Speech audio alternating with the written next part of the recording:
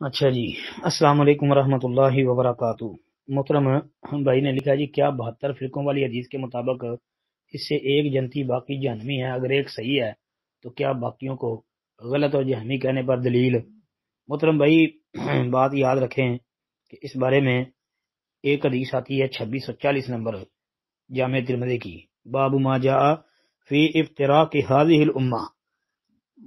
اس باب کے تحت ابو ہریرہ رضی اللہ عنہ والی حدیث ہے جس میں یہ ہے کہ یہودی جو ہیں وہ 71 فرقوں میں بٹ گئے یا 72 فرقوں میں، اور عیسائی بھی ایسے ہی تھے، اور میری امت آپ نے فرمایا کہ وہ 73 فرقوں میں بٹ جائے گی۔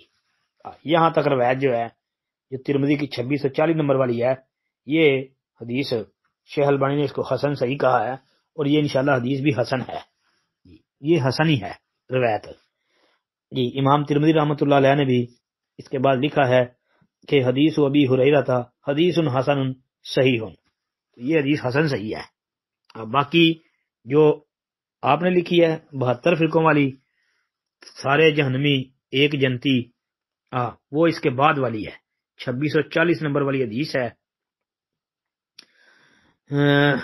اس میں یہ آتا ہے کہ کلہم فی النار، سارے دو کی ہیں، صرف ایک ملت یعنی ایک گروہ، ایک جو ہے ان میں سے وہ جنتی ہوگا۔ اور اس کی آگے وضاحت کی کہ پوچھا گیا وہ من ہی ہے یا رسول اللہ، وہ کون ہے؟ کہا ما انا علیہ واصحابی، جس پر میرا میرے صحابہ ہیں۔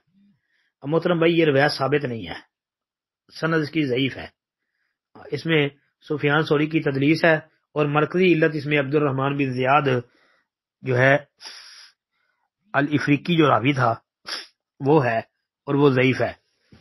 باقی اس کو جنہوں نے حسن کہا ہے انہوں نے ضعیف جمع ضعیف جو ہے حسن بنایا ہے، یعنی کچھ سندوں کو ملا کے حسن بنایا ہے۔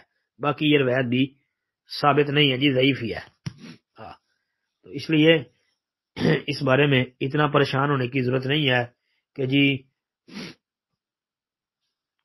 دیوبندی بریلی اور شیعہ جہنمی ہوئے اہل حدیث کی نظر میں۔